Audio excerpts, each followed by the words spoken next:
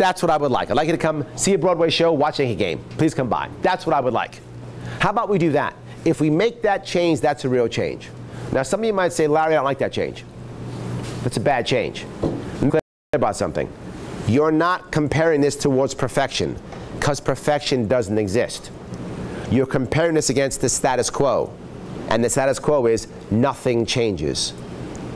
So you can accept localization, which is what I'm talking about in pitching and all I talk about. And every one of my policies, every one of them increases localization every single time. Or you can stay where you are. People tease me all the time. They say, Larry, you're from Queens. How do you know what we need in Syracuse, Rochester, Jamestown? How do you know what we need in Hornell? How do you know what we need? I don't. We do. Thank you. I don't. I'm not saying you. But here's what I also know. You don't know what I need in Queens, do you? So we're even. We're even. How about I let you choose what's good for you, I'll choose what's good for me, and we'll all be happy. We can be free together. It can happen.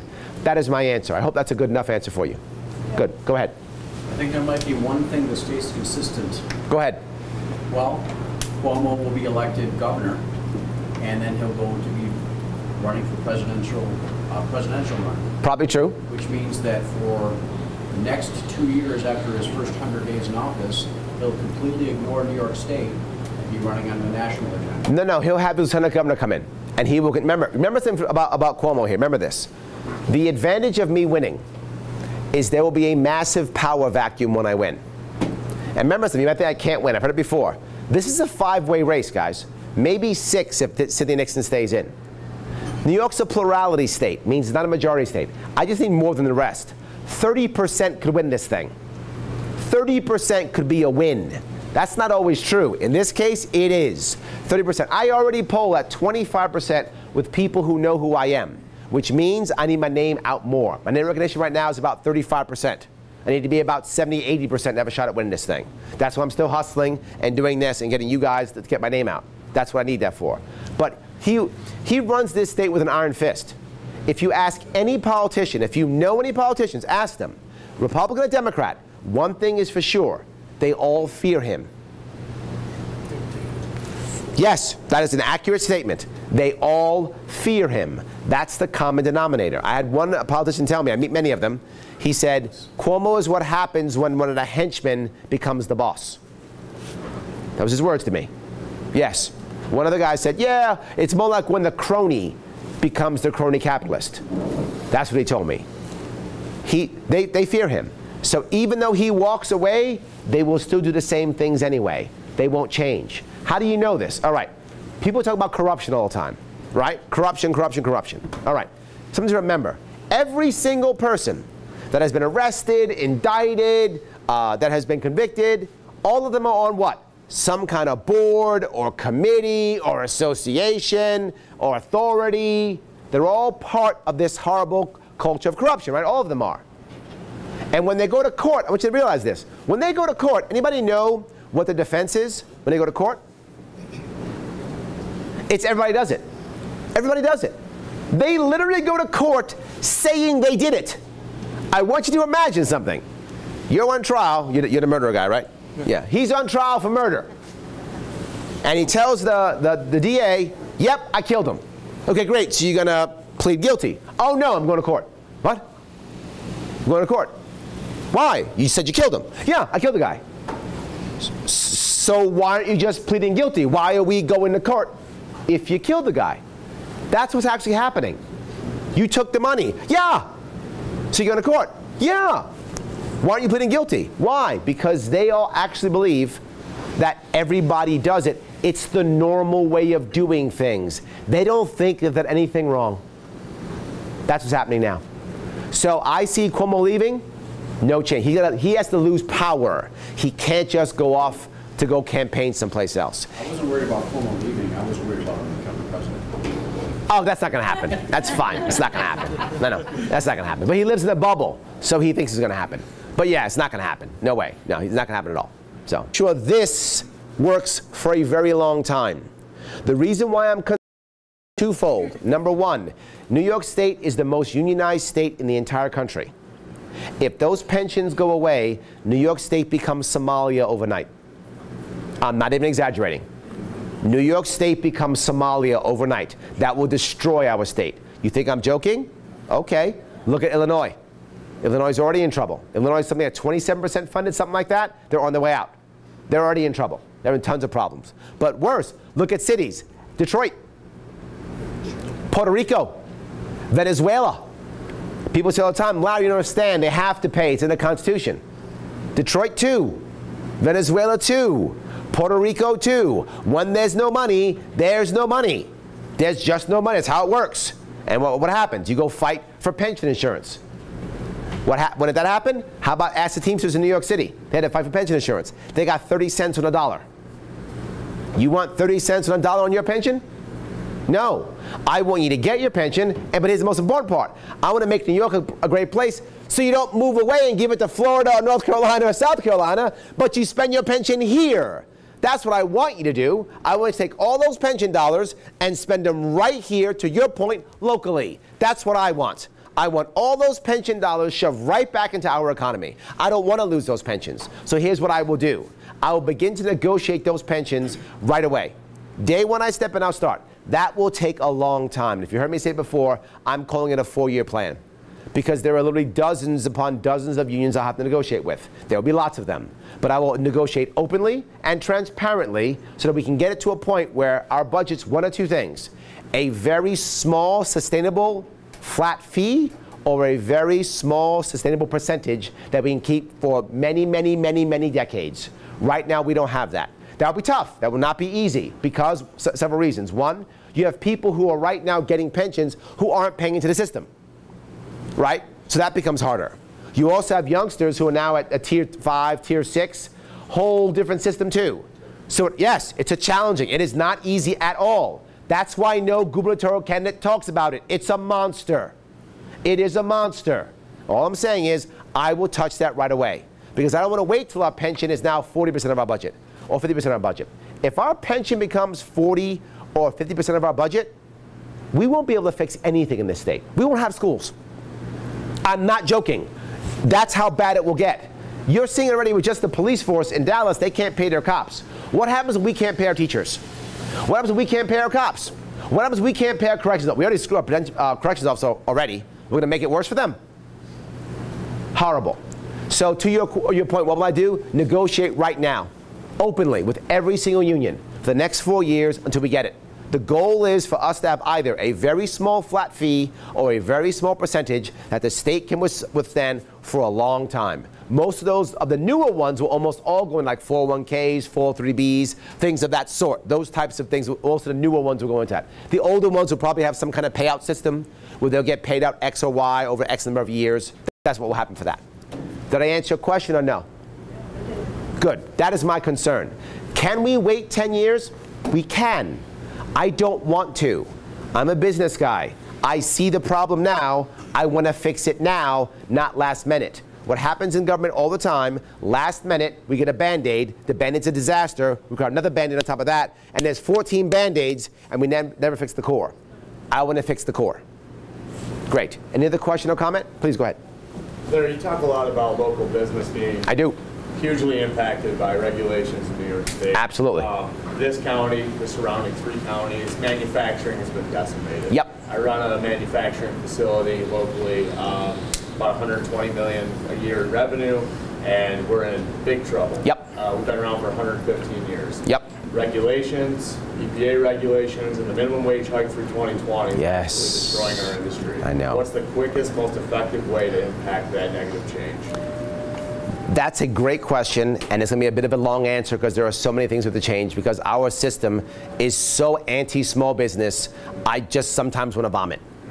I mean, that's how bad it is. We are so anti-small business, and we wonder, why no more small business? Why is Main Street destroyed, right? I travel through towns, and I see sometimes you go down Main Street, 3 out of 4 stores are for rent, for lease. 3 out of 4. I mean, it's everywhere. Yes, so let me give you a couple things. Number one, I want to change, and this is a very big change, I want to change workers' comp. Workers' comp right now is destroying small businesses. Workers' comp right now, you have to pay for someone who has an on-the-work injury or a non-work-related injury. Most states don't have that. You should pay for only work-related. Non-work is your rent for lots of things, all types of things. And then constant payments all the time. Business licensing, $1,000, $500, $2,000, and for what? What do you think of licensing? You think it's for safety. We all think that. But anyone ever have to go through a licensing process? Anybody here? Yeah? Awesome. So what were the safety requirements? I became a licensed insurance agent. No, what were the safety requirements? There was no safety requirements. Thank you. That's my point. None. And I didn't know what he was going to say. Why? None of them have it. I didn't know what you were going to say, but I knew it would be none because none of them have it. Licensing is not about safety. Licensing is about control. Licensing is about money. Licensing is about punishment. Licensing is about making sure I can take that license away. That's what licensing is about. Now, I'm not saying you shouldn't get a license. I'm not saying that. But here's my rule on licensing. It's a good general rule. Would you ask your friend to do it? I'm very serious. It's a common sense way of licensing. Would you ask your friend to do it? There is literally a license for braiding hair. Yeah. It's true. There's a license for walking a dog. You want to walk dogs? You need a license for that. Yes. I'm not joking. So let me ask you, would you ask your friend to braid your hair? You would? Awesome. Would you ask your friend to walk your dog? Sure. Why's your license? Would you ask your friend to say, I don't know, remove your gallbladder? Probably not, right? Get a license for that. That one's a license. I'm fine with that. Get a license for the gallbladder, but why for walking dogs or braiding hair? Or why for just setting up shop and every year having to pay a licensing fee?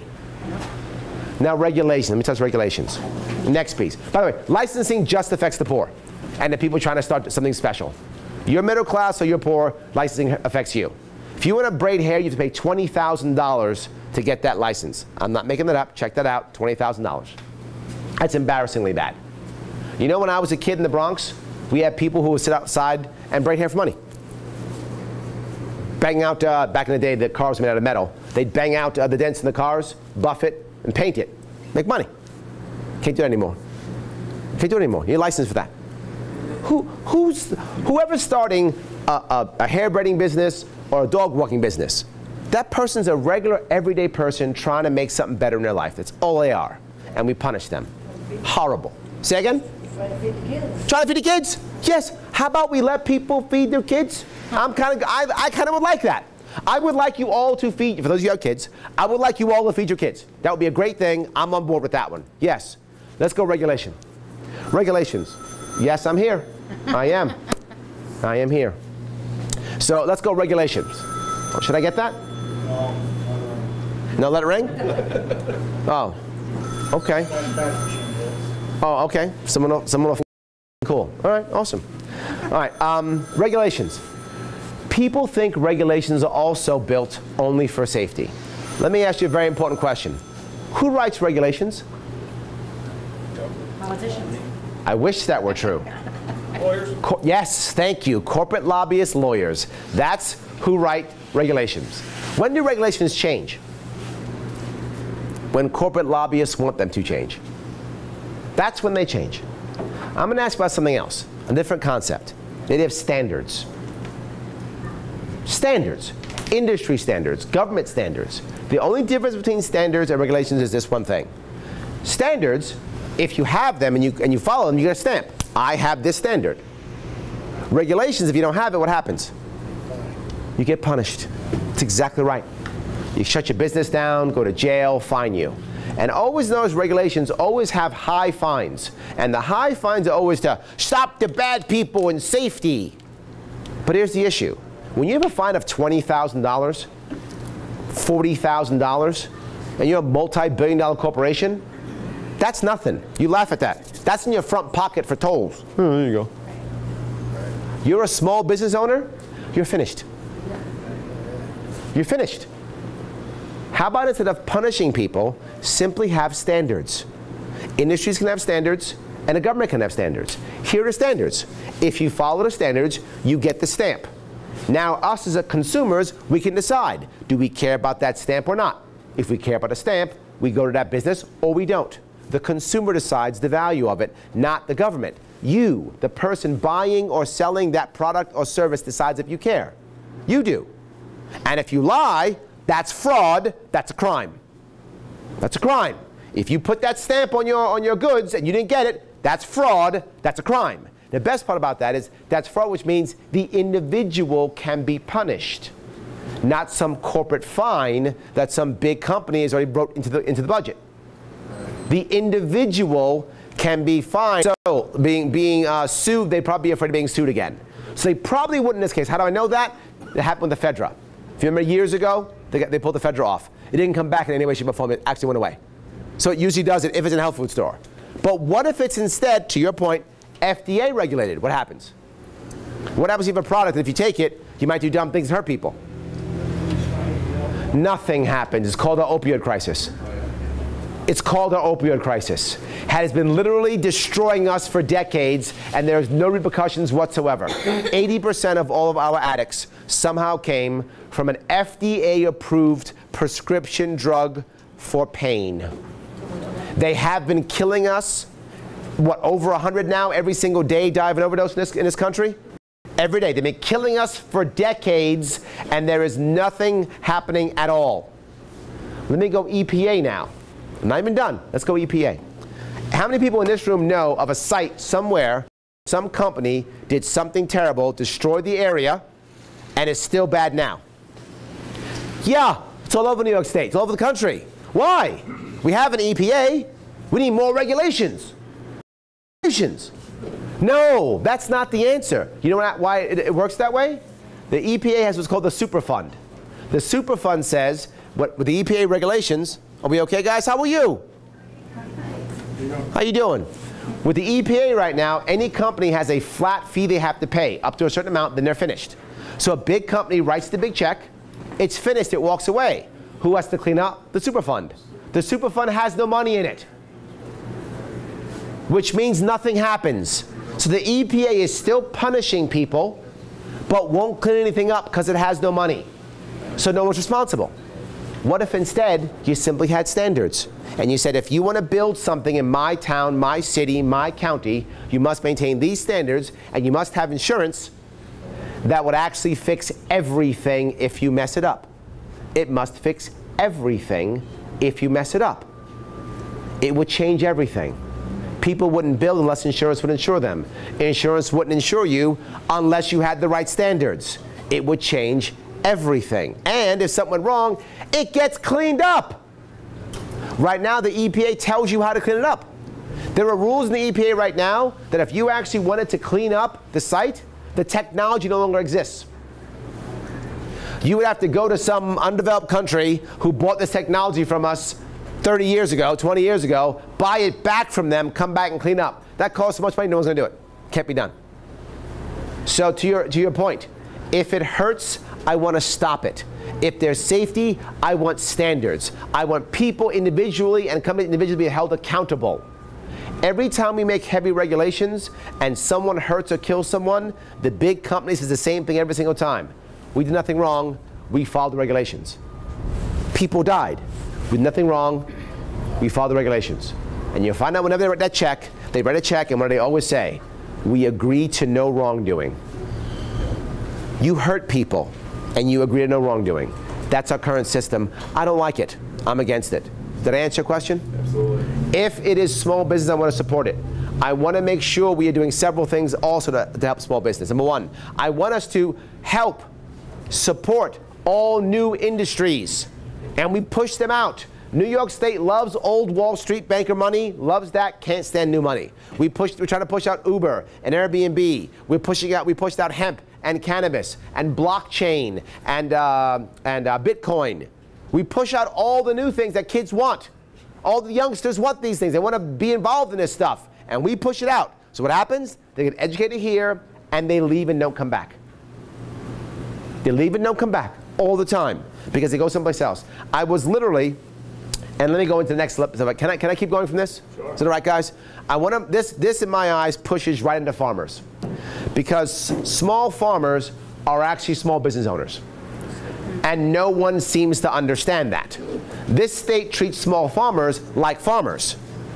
which means they pay higher price on insurance, Like higher. farmers. Say again? You just said it treats farmers like farmers. You meant No, small farmers like farmers. I want small farmers to be separate. The big farmer is a big industrial. Larry, I really hope that you legalize marijuana because I have to smoke marijuana every night so I can get to sleep. I have so much pain. So I have my son go out and buy it for me. I don't want him to go to jail. So option 3, you or someone in your family becomes a criminal. I'm not okay with that. I'm not okay.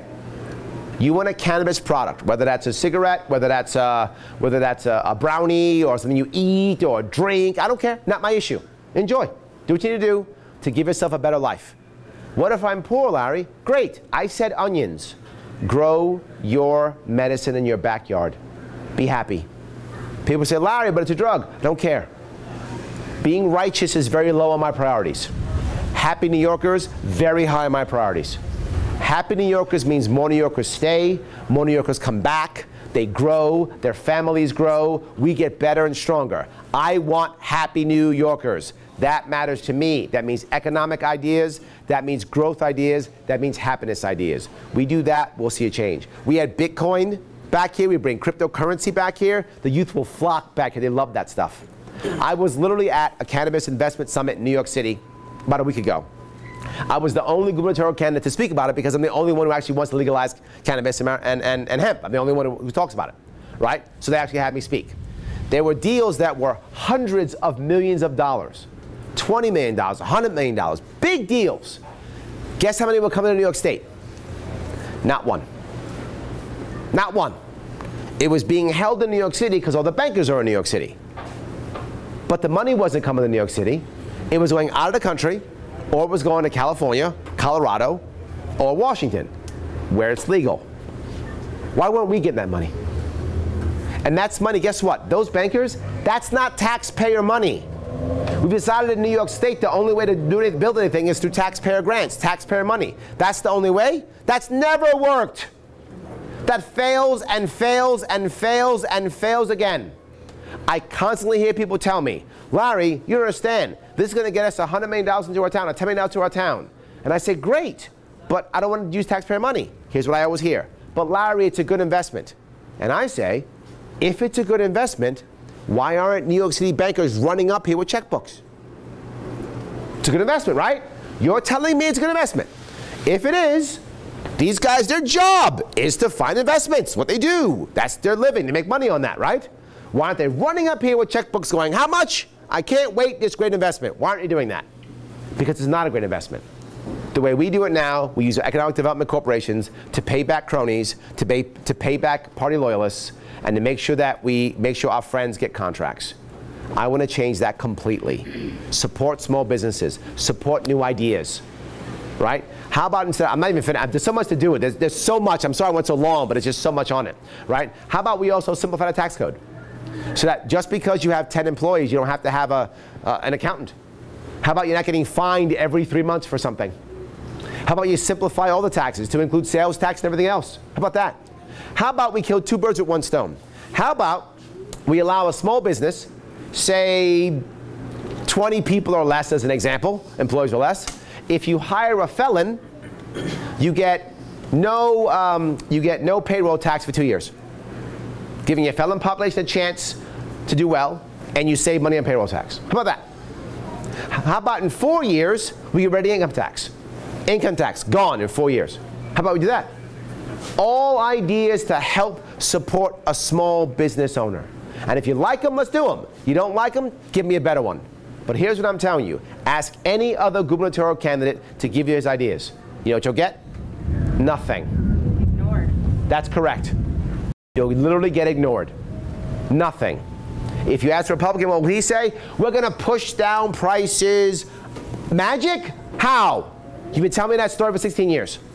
A Democrat, everything's awesome. Why? 'Cause safety. I'm serious. I don't have an answer. Nothing. How many of you, is there anybody in this room who is a registered Republican and was banned or blocked from a social media platform that's Republican? Yep, that's embarrassing. Every single time I go, I get that. That's what you get when you ask the Republican Party for answers. You get banned from their social media. Or hold them accountable. Yeah, or try to hold them accountable. You get banned from their social media. That's what you get. Yeah. 12, 13, tons of them. Lots of bridges and tunnels. One of them right now, you know, a little bit upstate from New York, is the Mario Cuomo Bridge. You heard about that, right? Mm-hmm. Yes, the Mario Cuomo Bridge. I'm embarrassed by that. Why is it the Mario Cuomo Bridge? Why isn't that the Sprint Bridge, the Kellogg's Bridge, the Apple Bridge, the 3M Bridge? I don't care, Key Bank Bridge. Insert thing here. Larry, that's crazy. No, we hold the asset. We still own it. I'm a business guy. I'm not giving up the asset. We lease the naming rights. What does that mean? That means they get to pay us to have that name on that bridge. Is that crazy? No, they do it for stadiums already. They drop $20 million for a stadium that's used on the weekends. We can't get $100 million, $50 million for a bridge that's in a 16 million person metro area that's mentioned hundreds of times every single day during rush hour? Yeah, we can. Absolutely. But on top of that, they're responsible for maintenance. Yes, I want them to be responsible for maintenance. Why? Right now, I hear all the time, Larry, you do that and you let the bridges collapse. Bridges collapse now in New York State. They collapse now, and we have no recourse. You seen the most recent thing now with the MTA? The tunnels are collapsing, right? The ceilings are falling down in the tunnels in the MTA. Oh my God, it's happening now. But if all of a sudden now this company has leasing rights, the naming rights, we still inspect the bridge. If the bridge is broken, they have to fix it. If they don't fix it, they lose the contract. We actually have recourse. We'll have safer bridges. We'll have safer bridges with this. But even more, they're now paying for maintenance. No more corruption in giving my buddies the contracts. Now they have to pay for it. But not just that, no more corruption because I'm not paying, which means, oh my God, lower spending. That doesn't happen in New York State. We would lower spending, which would actually create a surplus, which means you could actually lower taxes. Oh my God. But not just that, no more tolls. Imagine that, no more tolls. I used to be a trucker. You're a trucker, you cross one of those bridges, you pay by the axle. You're dropping 75 to 100 bucks to cross a bridge. 15 bucks without it, just a regular person, 15 bucks across some of these bridges. Goes away. The average person is able to get more money. The average person now gets money from the state. You don't have to pay the MTA anymore. Your tax money does it. And the MTA begins to make itself valuable on top of that. And we get less corruption. I'm not even done. There are big railroad tracks that go into New York City. And you ask about downstate, they go to New York City, right? They go in there and they're not used at night because there aren't enough people to travel. Why aren't those freight lines? Terminal freight lines. Right now, if you're in New York City at night, full of trucks. All the trucks coming in to fill everything in so that people in New York City, when they come in the morning, have their bagels and have their eggs, right? Someone's got to fill the city up. Happens at night. So instead of having all these big trailers come in instead, how about we instead use the subway system and a train system? They pay for the freight lines, maintenance we don't pay for. They can pay for hubs. They can even name the hubs if they want to. Name some of the popular stations if they want to. Leasing rights again. And less traffic into the city. And less wear and tear on the bridges. Win, win, win. That's how you pay for the MTA. That's how you pay. Ideas like this. Your money doesn't go to the MTA anymore. You said you didn't want your money going downstate? You don't have to. New York City will pay for itself. You'll pay for yourself. How about that? It's already happening. We can do this. Someone asked me, they said, Larry, I-81 is collapsing. How are you going to fix I-81?